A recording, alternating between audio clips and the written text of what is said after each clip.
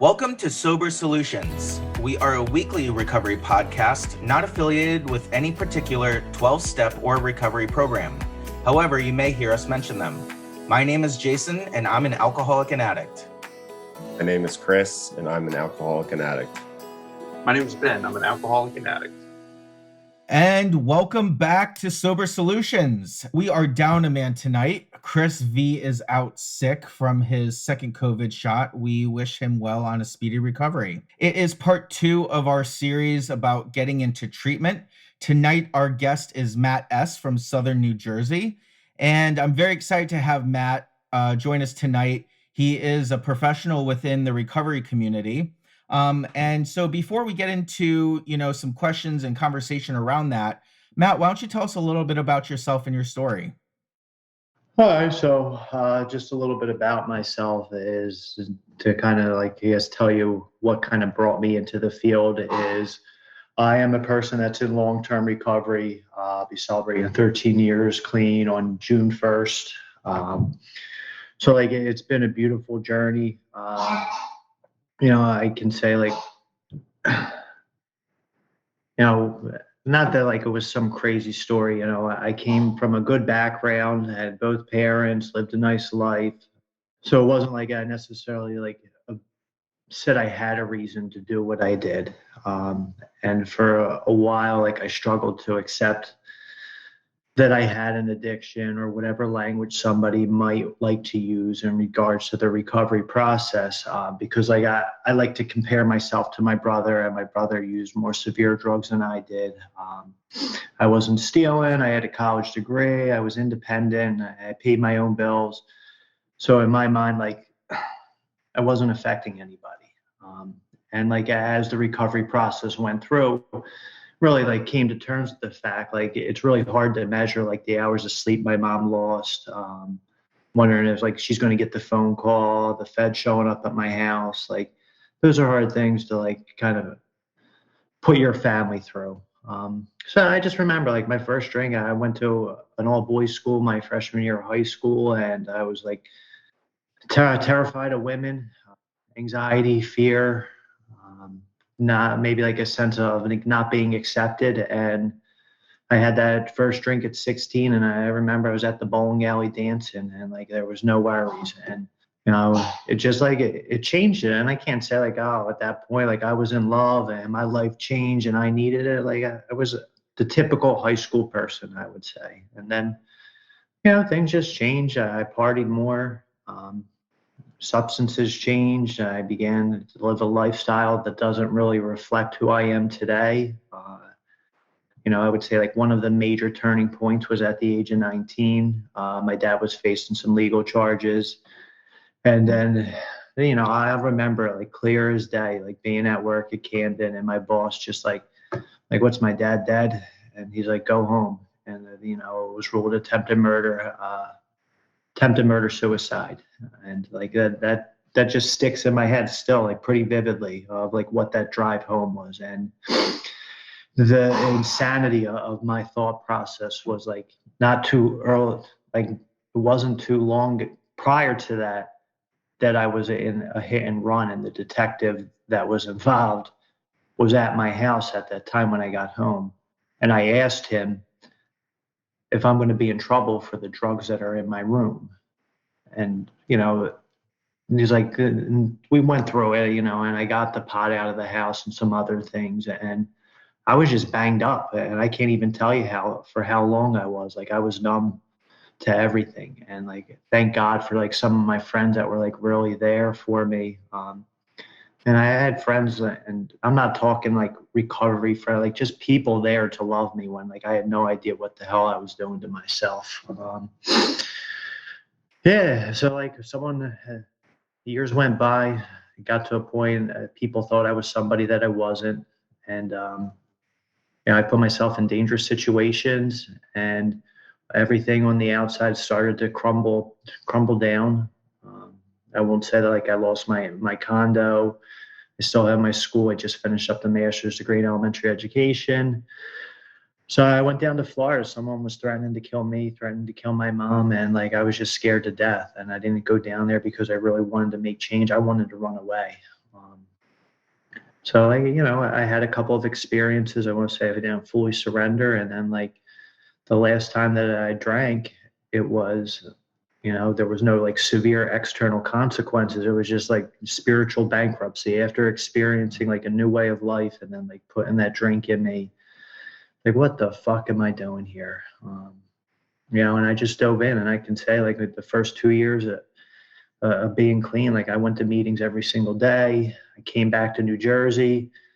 Um, People were telling, and this is where like I think part of like even the counseling approach to it, and I didn't know that this was what was going on at that point, but I think education and counseling, it's teaching, so there's a lot that like are intertwined within it. People were telling me at like 2 years clean that I was coming back to New Jersey to get high, and people passing their judgment like, listen, if I wanted to do that, I would have done it already. And unfortunately, like most of those people that I was close to in Florida, like made decisions that don't align with recovery and are in different places today. And I came back to New Jersey and I did the same thing that I did down there. And, I got a home group. I went to meetings every single day. I kept my mouth shut because I'm still quiet, and people noticed me and I noticed people, and I developed good relationships. And, I said I was done working in the field because I worked at a detox for 1 year down there, and it was exhausting. It drained me. So I was like, I'm going back to New Jersey and I'm going to work as a teacher and make real money. I want to live life. And I reflect back now, I'm like, holy shit, like year one of sobriety was like awesome. But, it almost like the whole process of life. When I was a kid, I wanted to grow up. And now that I'm an adult, I just want to be a kid again. And it's like the same shit. It's like when you're early in recovery, you just want to have all this other shit. Well, guess what? Like, I'm not saying I don't love what I have. Most people won't want to walk in my shoes on a day-to-day basis. It's just what it is. So, like recovery has given me much more. I have everything that I wanted when I was a kid. I didn't know if I would obtain that, but like I live a really good life, and it's stressful. And it's again, like people have said to me, those things that really stick. Like if you don't leave the basics, you don't have to go back to the basics. I've remained committed the whole time. It's just like these beautiful experiences. So at the end of the day, I stayed in this process. I started working in a treatment facility. I've been there for over 10 years now. And through that process, I became a certified alcohol and drug counselor, went back to graduate school, became a licensed certified alcohol and drug counselor, licensed professional counselor. I was primary therapist, and I was lead therapist, and then supervisor. And you learn a lot of good. You learn some things that maybe don't align with like my own personal values. And, this is like the application of the principles in all my affairs. And at the end of the day, I can do what I can do. So yeah, I mean, the whole journey is a beautiful thing, and there's definitely been ups and downs, and that's like one thing I heard. This is what I heard: is you get clean and your life's going to be perfect. I don't think people are saying that to me, but for some reason, that's what I heard in early recovery. So I think for me, it's important, like whenever I talk with people, just to be transparent and honest that like you're going to have ups and downs, and not to paint this picture that, hey, everything's going to be fucking smooth for you, because like we're still living life. It's not like you put a substance down. So like really, I don't want to say I haven't put something in me for a long time, but if I don't deal with life stressors, I put myself at risk, and it's important to stay engaged in the process. That's kind of like the abridged version. I don't want to talk your guys' ears off too much. Matt, thanks so much for your story. I really appreciate it. You mentioned in your opening having a brother who was also using substances. What's that like growing up? Having another sibling, or being around that, and how did that affect you? So there are like various levels, I would guess. Like my brother actually got clean before I did, and then he had 2 years, and I was still caught up, and I had drugs in the house, not thinking about how that could affect him. And at the end of the day, like he ended up relapsing after 2 years clean. He never blamed me, but I'm sure it didn't help him either. So like the selfishness and self-centeredness. And at one point, as sad as this may be, is when I got clean in Florida, he was on a run and he ended up coming down to Florida and getting clean shortly after I did. But like in my mind, I was like, if my brother dies, like I'm not using. And it's like a dark place. No one wants to think like that, but it's just kind of this is how like life events have informed me as a person that I've gotten like thicker skin and losing my dad at 19 and kind of learning like, hey, not that like nothing matters, but life's going to go on. And like, what am I going to do with my life today? And it's not that I don't love him to death. He's doing well. He has a beautiful life. So it's nice that mom gets to see both of us doing well. But yeah, I mean, we drank together, we partied together. We'll still see people, and some people like if I have speakers come in that know me from my past, so like that, I don't think Matt's like the angel that he looks like he is today, and we laugh about it really because it's true. Like I don't act like I was some crazy maniac, but they probably remember more than I do. So I think that speaks volumes. To kind of move more towards the topic of getting into treatment and your expertise, I know when I was going into treatment it was my first time. I didn't know what to expect. Can you help the listeners who are thinking about getting into treatment kind of understand what to expect getting into treatment? Last time we talked about the whole process of getting there, but once someone enters treatment, what can they expect? Like once they're in the doors, is that what you're asking? Yeah, yeah. So I guess the answer would really like vary depending on the level of care that they're in, and so many agencies operate differently in terms of like an inpatient facility. They'll likely put you in some type of blackout period where they don't want you to have distractions or find a reason to leave against medical advice, especially as you're experiencing some physical withdrawal or even like mentally shut out. They don't want you to manipulate your family. Your family's still going to love you, and they're going to hear how bad this place is. And it could be a beautiful facility, and you're telling them how terrible it is, and your family just wants to bail you out because they're sick too, and that's where like the disease or the family dynamics of it all is like your family wants to take care of you, and then they get sick. Mentally, spiritually, emotionally, and it affects them in many ways the same way that we're affected with it when we put in the substances. They start to miss work, they have medical issues. So I can only speak on like my experiences of it is most facilities are gonna, I hate to say it, but like jam 12 steps down your throat.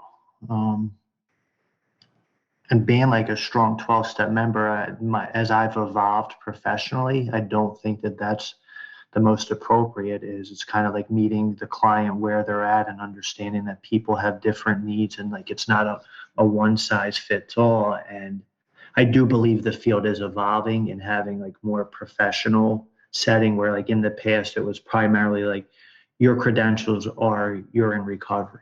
And then that's not taking away from the experience of someone being in recovery, but like, listen, everyone's not going to be open, and 12 steps aren't going to be for everybody. And, some people may not like to hear that, but that's the reality. And who's to say like what your recovery is or what my recovery is needs to be your recovery? I mean, if you're living a happy life and you feel connected spiritually or however that is, God bless you, man. Like enjoy life. I think So I that's know a it's really like an great. indirect answer, but No, it's a really great point, Matt. And you kind of led into an area around recovery in general. A lot of people associate the 12 steps with sobriety, but it doesn't necessarily have to be a 12-step program. And really, Sober Solutions is geared towards the recovery community. We aren't affiliated with any 12-step or recovery program. And it's because we recognize exactly what you were talking about. There's different paths for different people. And I think, for us and for our listeners, it's the individual who has to find the right path for them on that journey of recovery through sobriety. So I think it's an excellent point. I want to go back to you were talking about it depends on what level of treatment that you go into. Can you talk to us about the different types of levels of treatment and which one's the most appropriate and how do we know that which one to go into? So, and I think that, again, the industry as a whole has developed a bad reputation. It really, there's been like a lot of press about people committing fraud, agencies doing this and that, patient brokering, because it is very like incentivized financially with some things. So, on the business end, some people might want to see in the highest level of care. And again, granted, if you're using a substance that you're physically dependent on, an inpatient detox or ACM criteria 3.7D, and that's more on like the clinical end, but like that's what you need is a medically stable, you need to be medically stabilized. And then for some people, it might be a step down to residential care, which could vary from agency to agency. Again, unfortunately, insurance companies probably going to dictate how long someone is able to be in residential treatment unless your family has money. And sometimes you may hear about treatment centers telling people to like drain your retirement funds, whoever, kind of like, I don't want to say scare tactics, but, chasing money with things. And I know like there are many facilities that do not do that, but the ones that do it then receive like the spotlight, and that kind of like paints a bad picture for the industry as a whole. And there are a lot of good places that are really invested in giving people care. I will say like residential treatment may not be the most appropriate for somebody the first time that they're coming into treatment. Is like you throw them in there and then they're learning more about drugs that they had no idea about. So like I think it's best to kind of have the least restrictive level of care initially, and then you see where somebody's at and you kind of like go through the stages of change with them, and hopefully like they're able to connect with the group as a whole, and then maybe get some exposure to a 12-step program, or find other paths that help them develop like more of a support group. There's so many different like aspects to it all, but the running down detox, residential, PHP, which is like 20 hours or more, 20 to 39 maybe, IOP minimum 9 to like less than 20, and then outpatient. And that could be individual counseling, or that could be outpatient group therapy 2 or 3 times a week. Again, there's no right or wrong with it. I think once someone gets established with the group and someone feels safe, they want to remain engaged in treatment, because many times people come in broken and terrified that they're not accepted. And it's nice to have that like camaraderie that's developed. But no, that's not long-term treatment is not for everybody. The first time you're in treatment and it's like, hey, go away for a year. And it just could be like, fuck the treatment. I'm never doing that again when they're ready, when they really need the help. So, and everyone's journey will be their journey. But that's where like, I think part of that could be is like maybe finding like an independent assessor that has no like investment in the financial aspect of the place that you maybe go. So, the various options is there 12 steps? Is there also like CBT, other evidence-based treatments that are a lot involved with it? Is there access to a psychiatrist? What is their like aftercare plan? Again, because you don't want to just be like this is what everybody's doing. Except when your insurance company decides we're not going to pay, then you're not doing that. Yep. We heard a lot about that with Dan O from part 1. I just want to make a clarifying statement. Matt, when you were talking about PHP and IOP, PHP is partial hospitalization program, which is a little bit of a longer day for the individual, and IOP is intensive outpatient. Did I get those right? Correct. Awesome. Matt, the thing that I found really fascinating was when you were talking about, as somebody who identifies as somebody who works a program, but you have to kind of divorce yourself from that to be in the profession that you're in. And I find that's just incredibly fascinating to me, because it's unbelievably admirable the work that you're doing. And I just want to, how are you able to do that and balance? I mean, I guess it is all about balance, but how do you find that balance? It's been ups and downs with it. The one thing, and I called it early on working in the field, is like helping other people cannot be your own recovery. And that kind of like really stuck with me. And I can remember, the detox I worked in my first year, or I was clean 1 year. Detox, there was tons of people dying, plaques all over the wall. But when I had the opportunity to work with clients individually and in a group setting, losing my first client or hearing of the loss of my first client rocked me. And like, thank God, like my supervisor at that time, and I was like practicing yoga at that point, and I went and did a yoga class, and like I heard the message that I needed to hear from my yoga instructor. So I try to, I still meet with my sponsor biweekly. I still have my home group that I attend weekly. And those are good things, but it also is, like I kind of said, like a hardening that you get. And that's like the challenge of being able to like turn that off. And when you're home with your family, to be like more emotional, like I can't break down in group when somebody is going through a difficult time. I can still like, I believe I do a nice job of like modeling expression of emotions, and that might be more of my self-disclosure. Like, yeah, like I feel your pain, but I'm not going to sit there and break down hysterically. So, like, yeah. It's an ongoing. I've even through these years, I've done my own counseling at different various things. I went away to Karen Foundation for like a 2-day overnight program because I was struggling with relationships. So it's almost, if you're familiar with 12-step programs, it's like peeling away layers of the onion. For me, if we want to put it more in like Freudian terms and stuff, is like the unconscious mind, and things start to come like to the surface. The longer that you don't put things on in you and you self-explore, more shit's going to come up. And that's where I think, but that personal growth helps me professionally. Yeah, and I really liked how you were talking about the holistic approach to recovery that you take, and that's ties into what you're doing now. Can you tell us a little bit about what you're currently doing? Yeah, so I started private practice because like I love working in groups, but most counselors have a shorter lifespan than myself, and I still love what I do. And I miss the working at agencies. You can lose the connection on an individual level. So like I started an individual practice where like I'm able to like, hey, this is the hour that I'm meeting with my clients, mindfulness, meditation, just more like a holistic approach, and like improving your overall quality of life. Because I think at the end of the day, that's what most people want, is you want to live a better life. And whether, we want to say addict, alcoholic, addiction, whatever, is remove all of that.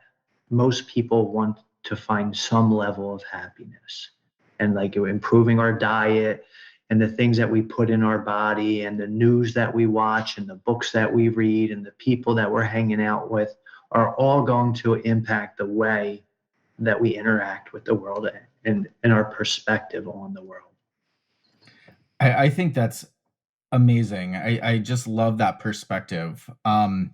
And one of the things that I would love to hear from you, with not just your vast experience in a 12-step program, plus your experience as a treatment specialist and therapist and counselor, for the newcomer out there, what would be one piece of advice that you'd want to give them?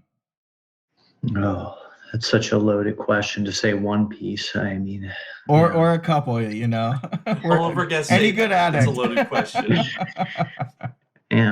I would just say like remain open-minded. You don't have to like, some might not like, you don't have to believe everything that you say that everyone has to say.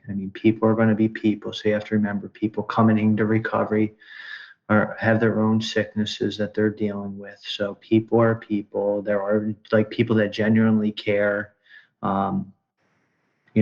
Be open to hearing what is said, especially in a 12-step program. If that's where you're going, like sponsorship, home group we can throw that lingo out, but there's much more meaning behind it. So like to ask questions, like don't be scared to ask questions, because when I walked in, I didn't know anything.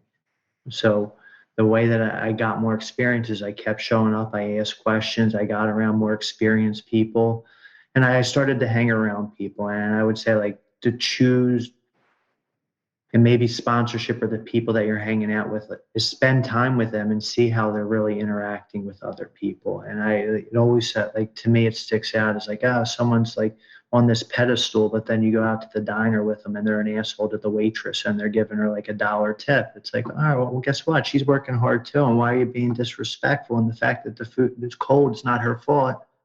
So why don't you just like give her a break and talk to her like a nice person? So, and again, we're all granted we have bad moments, like, but just like I say, like we say, you'll hear it. Don't judge. All right, so don't judge, but take observations. If someone's an asshole all the time, then they probably need to work on not being an asshole. So if you want to be somebody that has like a long-lasting relationship, spend time with people that have long-lasting relationships. If you want to be in recovery for a long period of time, be around people that have more time in recovery. And I know the value and the meaning of relationships that you meet with people early in treatment. I would say like diversify and don't be dependent on them. Because people may make their own decisions and you may not see them around it in 30 days or 60 days. And don't jump to conclusion that they're doing wrong. Who are we to judge? But just diversify, like have people that have like life experiences. I know so many people that have experienced tragedy, and like I don't wish that on anybody, but it continues to instill hope that like no matter what happens in life, you can get through it. And it might seem dark at times, but you keep putting one foot in front of the other and like you start to see some light. Awesome. Awesome. Well, Matt, thank you so much for your time. I know that if anyone does want to reach out, get in touch with you. Matt is the owner of Holistic Healing and Wellness, and his website is www.njholistichealingandwellness.com. Matt, do you have an email that you want to share? You can do it, Matt.Scarduzio at yahoo.com. Awesome. Awesome. Well, thank you so much for your time tonight. Really great conversation. I know I got a lot out of it, and it was great seeing you. All right, great. Thanks for having me, guys. Thank you. All right, take care. Wow, what an awesome guest tonight. I think Matt had some great information for us and had a great story and just really brought authenticity to tonight's episode. Absolutely. And I really was, like I said to him, I was fascinated by the fact that he identifies as somebody that's working a program, yet is still in the professional field of helping people in recovery, and hearing that genuine struggle of how you divorce yourself from one without sacrificing the other, and it's really admirable to see somebody. I know we had these conversations in when we were in rehab, like, oh, I want to get out and get into the field, and well, you are. I am. I'm not, but it is, for some people it is such a moving experience that you want to give back if you can, and so to see somebody see yourself do that, it's a beautiful thing. Yeah, and to the point of the fact that I am getting a second master's in clinical psychology, looking to go into the field of clinical mental health counseling and substance abuse disorders.